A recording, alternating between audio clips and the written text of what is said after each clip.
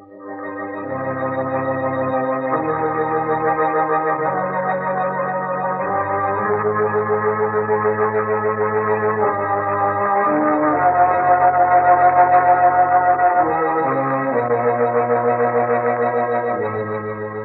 knows what evil lurks in the hearts of men?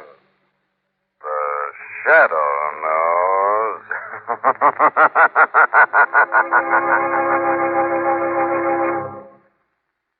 Motorists, do you know what type of automobile accident often happens at night on a good road in fair weather, which may happen when your car is the only car in the vicinity, which is very likely to result in death or crippling injuries to the driver, and which, unlike most accidents, has usually tipped you off as to what may happen? The answer to this question, given by the National Safety Council, which is currently conducting a campaign against night traffic accidents, is this. The driver simply falls asleep at the wheel. And the answer to this accident problem is simply this. Don't drive while you're sleepy. If you must drive at night, stop for some sleep when you feel that drowsy spell coming on. Don't let this very violent type of accident sneak up on you in the dark. Don't let tragedy catch you asleep at the wheel. Drive carefully. And now, the shadow.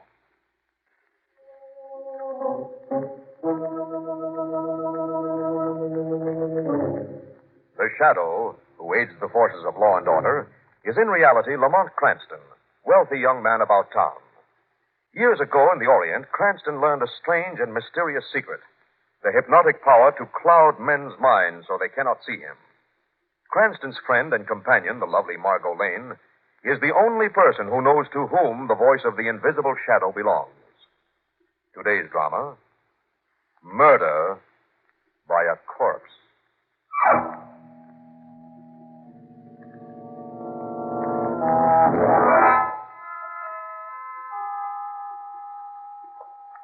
The doctor and the nurse walk through the white silence of the sanitarium corridor and stop before the door of room 7. The doctor peers through the small glass panel in the face of the door and nods to the attendant inside. The door is unlocked, opened, and the doctor and nurse walk in. Morning, Dr. Manchek. Good morning, Rossi. How's our new patient, Mr. Holden? We had a tough time with him in the ambulance last night. Dr. Adams had to give him a shot. Dr. Adams' report on the case is on your desk, Dr. Manchek. Yes, I saw it, Miss Wagner. Mr. Holden, I'm Dr. Carl Manchek, chief of this institution. You're lying. You hear me? You're lying. You're in with the rest of them. I'm not crazy. This is a trick. You're a spy like the rest of them. Same line all the time, Doc. You can't fool me with that doctor act. I know who you are. You're one of his spies, too. I know. Spies. Same talk all the time. Typical manic-depressive fear fantasy. Miss Wagner? Yes, sir. Tell Dr. Adams I wish to see him in my office. I'll be there when I finish examining the new patient. Yes, Dr. Manchek.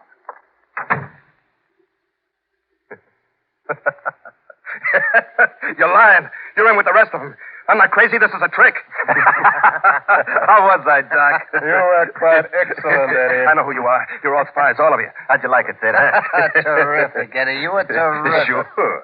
Just ask the doc here. He'll tell you. The doc's an expert. He'll tell anybody that Eddie Holden blew his top. Severe paranoia, Eddie. See, Sid? Paranoia. That's what the expert says. So severe, they gotta watch me night and day. And who do they happen to pick out to do the watching? Nobody but Sid Rossi. Neat setup, huh? Doc, you worked it out like a masterpiece. Naturally, I specialize in cases like yours, Eddie. Yeah, it was a lucky day I made the contact with Sid. I won't forget you two for this. Oh, you can be sure we'll keep your memory quite refreshed. Yeah. A $50,000 bundle is something to remember, ain't it, Doc? Don't worry, you'll get your share. But, Doc, did the telegram work? Perfectly. Bentley left on the 8:15 train. What about his wife, Claire? She remained, just as you said she would. Eddie, are you sure Claire knows where the bonds are ditched? Of course she knows. Well, everything's set for tonight? Yeah, all set. I let you out the fire door at the end of the hall. You just got to cut across the lawn to the rear gate. I'll see that the gate is left unlocked. I cover up for you here so as no one gets wise while you're out. The lead pipe said, Jetty. But remember, you must return before daylight. Otherwise... I'll be back. Now, the gun, huh? Here you are. Eddie, you didn't tell us how you're going to handle that Bentley dame. It all depends. It all depends on how much Claire Bentley is afraid of a ghost.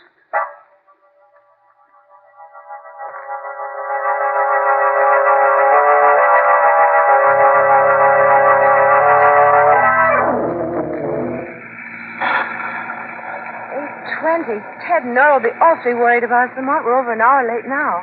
Margot, I don't know what made me turn onto this road. From now on, no more shortcuts. Don't look now, but your sense of direction is slipping. Margot, you're a front seat driver. Oh, it's a new rainstorm that blows no road sign.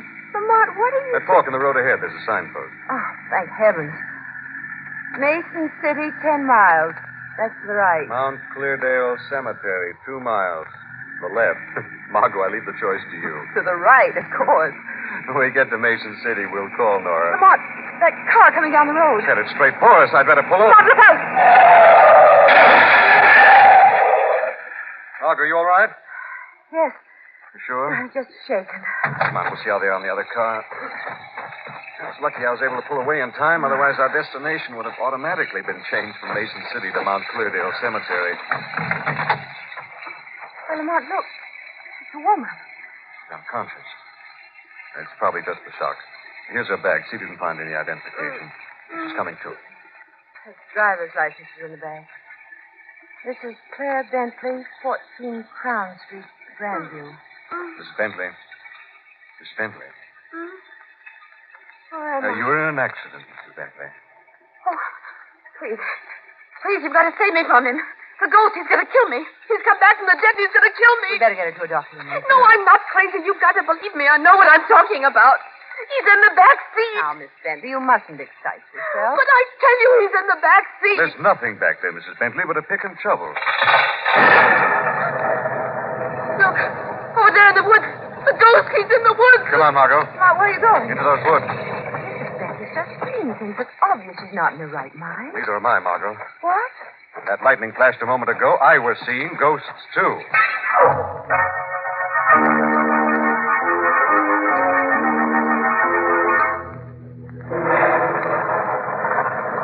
Not a sign of anything, Lamont. We've covered the woods all the way back to the stream. I'm not surprised he got away. It's a very live ghost we're chasing. Live ghost? Here, look. A shoe. Where'd you find it? Near the stream. It fits some newly made footprints I found. There's no lace in the shoe. Yes, I wondered about that, too. I will look into the shoe later, after we have a talk with Mrs. Bentley. What is it, Lamont? Maybe we won't have that talk with Mrs. Bentley after all. But... Look, Margot, over there on the road. Her car is gone.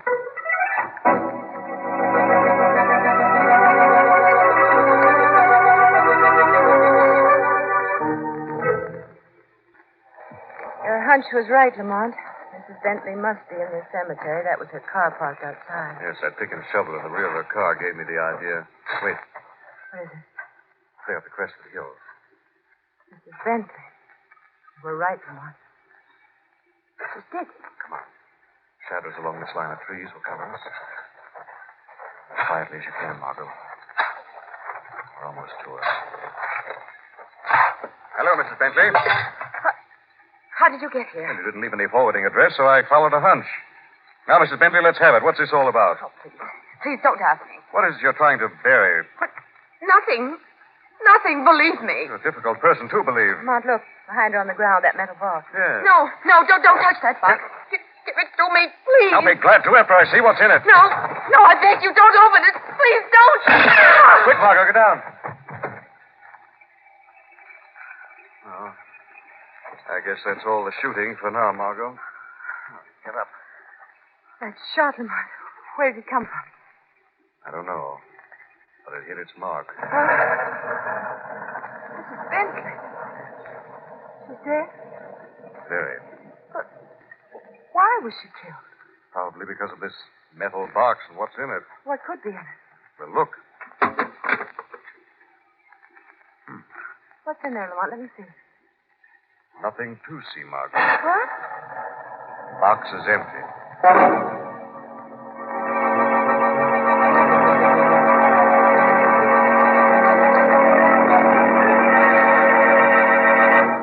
I got you a new shoe out of the supply room, Eddie.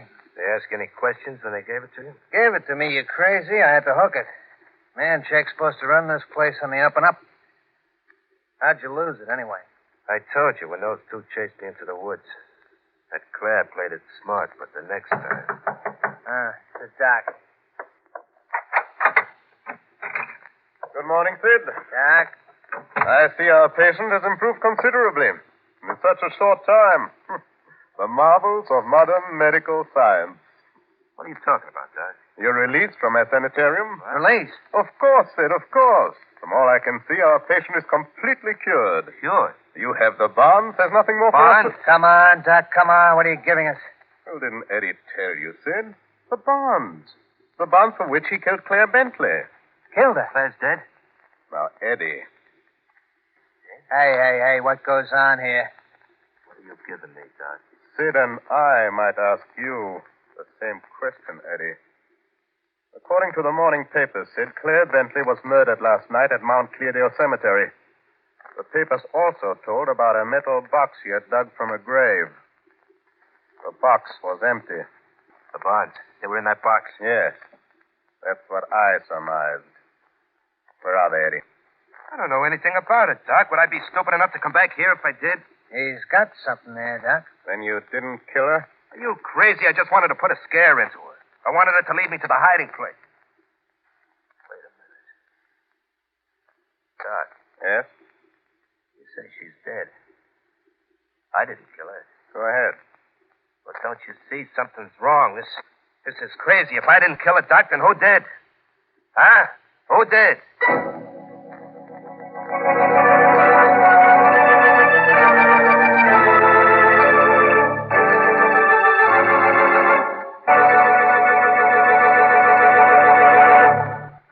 We'll return to the shadow in just a minute. Somebody once said this in fun, but he was nearer to the truth than he thought. The election polls, he said, are places where you stand in line for a chance to decide who will spend your money. It really amounts to that, doesn't it? That and a great deal more. For not only do you stand in line for a chance to decide who will spend your money, but who will keep the peace or make war, and who will make you a slave or keep you free. That's why it's so important, this year more than ever, that you give a lot of thought to your right to vote. Make it your business to know more about the men you vote for, and then let your common sense guide you. For if the wrong men guide our destiny, even our right to vote may be taken away. It happened in other countries. It could easily happen here. America, from the tiniest village on up to the White House, is built on the ballot and bossed by the ballot. Let's keep it that way. Guard your freedom by using your right to vote. For remember, freedom is everybody's job.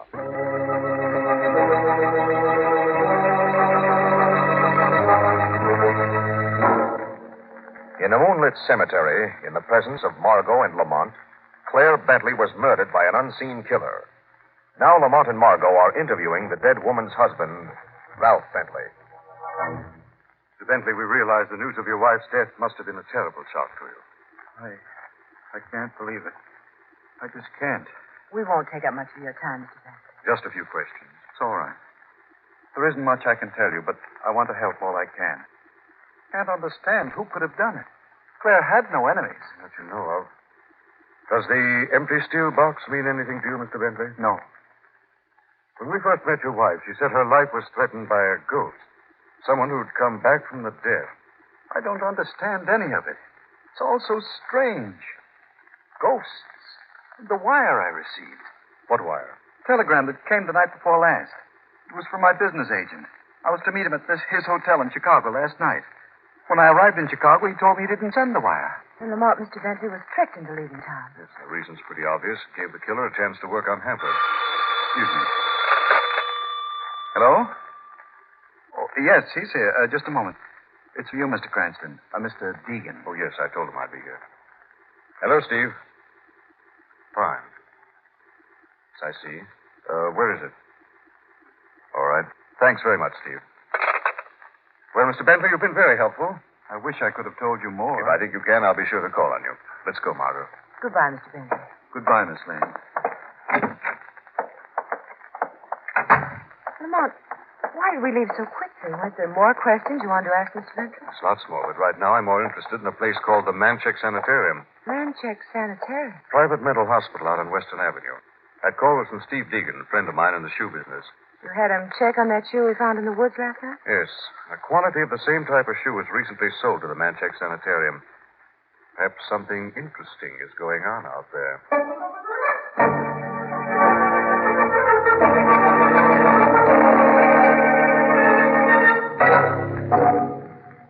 Sid, I've been thinking about Claire's death. Something interesting. Go ahead, Eddie. About Claire and the bonds. Manchek could have done it. What? Well, he was out all last night. You told me so yourself. You mean the doc pulled a double cross on us?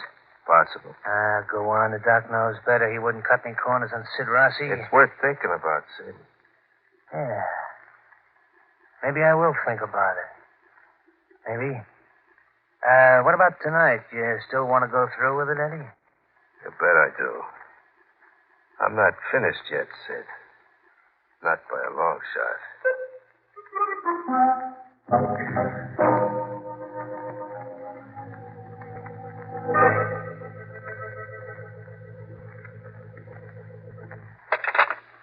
The supply room will check and call me right back, Mr. Cranston. You're very helpful, Dr. Adams. You're sure this shoe is the sanitarium's property, Dr. Adams? Mr. Cranston said when he found the shoe, it was without a lace.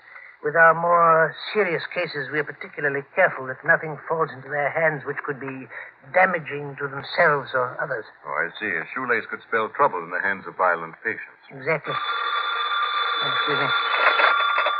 Dr. Adams? Oh, yes. Mm-hmm. Well, thank you, Peters. That was the supply room clerk, Mr. Cranston. He reports a shoe like this, the same size, is unaccounted for. And Lamont, that means the killer came from this sanitarium. Get me Dr. Manchek, please. Just a moment, Doctor. But Please. I'd appreciate it if you keep our conversation a secret for the time being.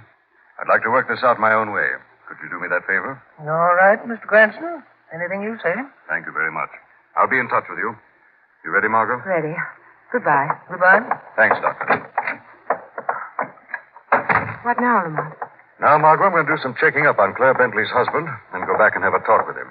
What makes you think he'll answer your questions? Oh, I'm not asking the questions, Margot. I'm leaving that to the shadow.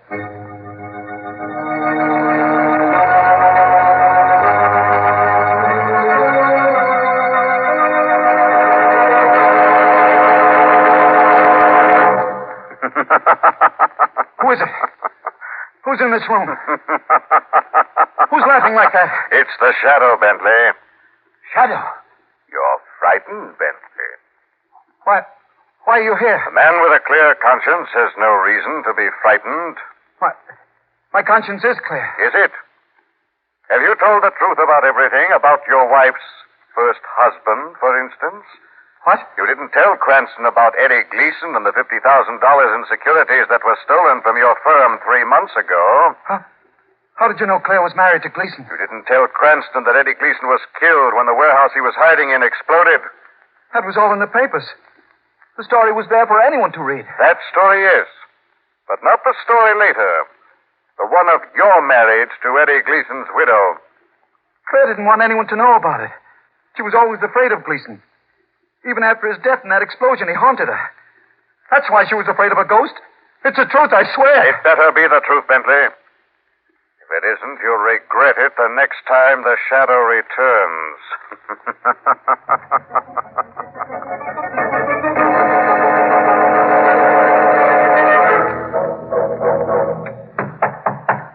Who is it? Telegram for Ralph Beckman. Oh, just a minute. Hello, Bentley. Eddie.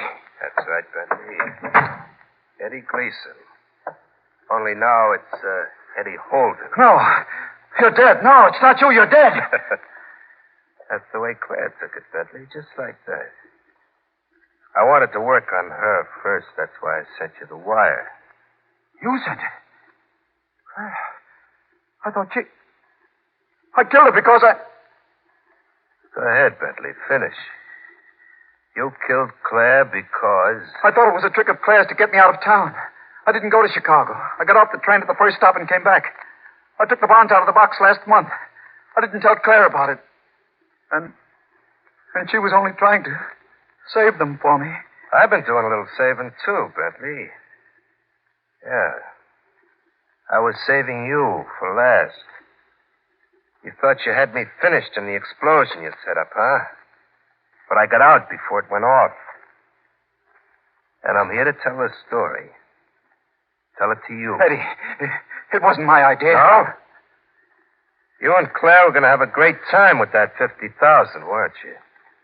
Weren't you? You can have the bonds, Eddie. You can have them. Thanks, Bentley. I'll make sure to take them after I finish with you. Now, Eddie, don't do this. Don't be a fool. If you kill me, you won't get away with it. No? I'm hiding out at a fancy institution, Bentley. And if they do catch up with me, I get away with this anyhow. Now, I'm crazy. That's what the doc said. They don't hang crazy men, Bentley. They just let them sit around and laugh. Eddie, please. You know why I'm laughing, Bentley? Don't do it, Eddie, for heaven's sakes. Don't do it to me. I'm laughing because what I'm going to do to you is going to make me happy. This is going to make me happy as a lark.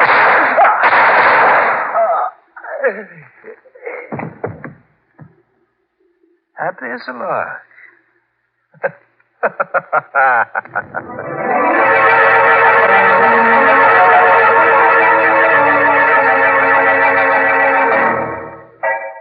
Margot?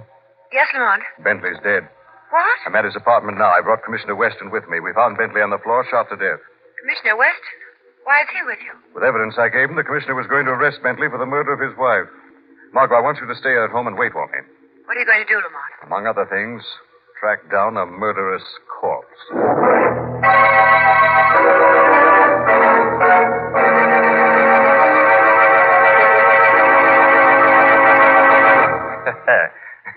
Happy as a lark. That's just how I felt, Doc, when I gave it to Bentley. The louse. You should have heard him squeal for mercy. You should have heard him. It was beautiful. Yes. And these bonds are beautiful, too, Eddie. Real pretty, Doc. 50,000 beautiful bucks. Well, we make the split, then I get out of here tomorrow, huh? Eddie, you know, I've been thinking this over. It's my professional opinion that it would be unwise for you to be released tomorrow. The Doc's right, Eddie. You're in a bad way, Eddie. You're much sicker than you realize. Severe paranoia.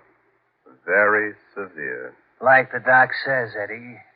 You got a real bad case of it. What is this? What are you two trying to pull? It's simple arithmetic, Eddie. 50,000 divided by 2 is much more attractive than 50,000 divided by 3. Got it, Eddie? Well, you dirty... The gun I'm holding is liable to go off. Go ahead, Doc. As I said before, Eddie, you're a very serious mental case. As a matter of fact, it's my practiced opinion that you're incurably insane with homicidal tendencies. I'll get you both for this. See? There you are. Homicidal. Real bad case. Eddie, we gotta keep you locked up here all the time. The rest of your life. Right here, in this room. You lousy, finagling, double-crossing goons. I won't let you get away with this. I'm not crazy. Now let me out of here. Let me out, I tell you, let me out! A real homicidal maniac. Too bad, Ethan. Yeah. It's a shame.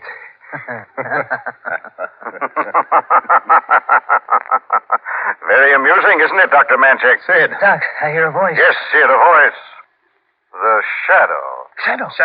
Shadow, they were going to keep me in this room locked up for the rest of my life. Don't listen to He's him. crazy. I'm not crazy, I tell you. It's a serious case. Paranoia, I believe. He's not responsible. It's completely mad. I know what I'm saying. I'm a doctor. You mean you were a doctor, Manchek? Once, years ago, under the name of Stefan Kurtz. What? I know all about you. An Austrian psychiatrist who placed money above medical ethics. The docs are fake? You can stop acting, Sid. You know all about Manchek, and I know about you, too. Sid Rossi, alias Sam Roma.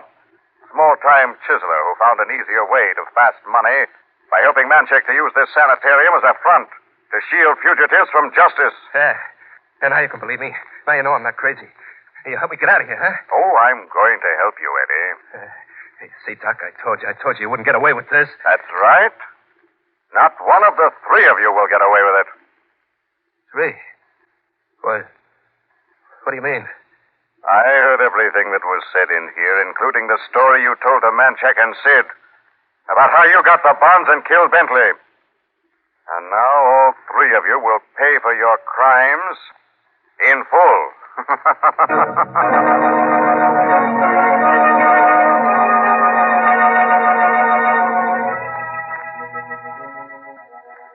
I still don't understand what happened to Eddie Holden in that explosion. Well, Eddie and his wife, Claire, worked out a deal with Bentley to steal $50,000 worth of bonds by faking a warehouse explosion.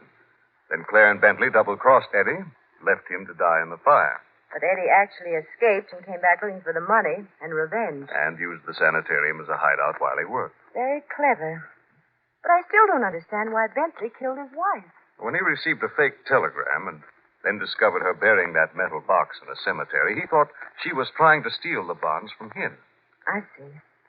And after all that, Manchek, Sid, and Eddie still asked you to help them? They did, Margot, and I'm going to, but not in the way they expected.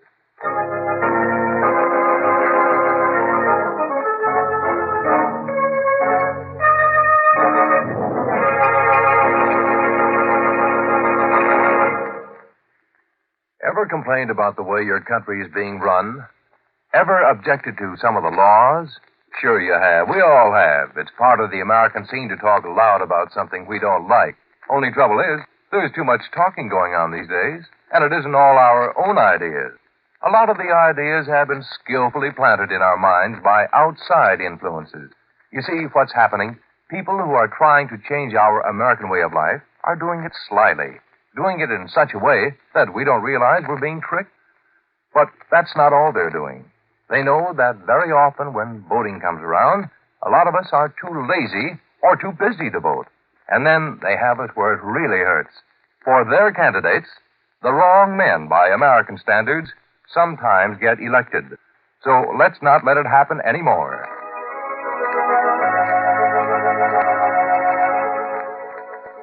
This story is copyrighted by Street and Smith Publications, Incorporated.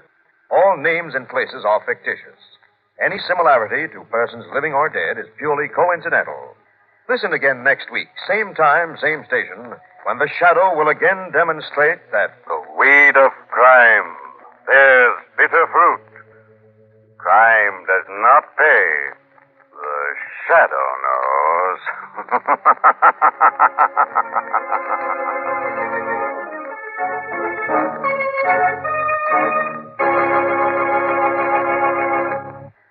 Next week, same time, same station, we bring you another strange and thrilling adventure in the Shadow's daring battle against the forces of evil. The part of Lamont Cranston was played by Brett Morrison. Margot by Grace Matthews. This program came from New York.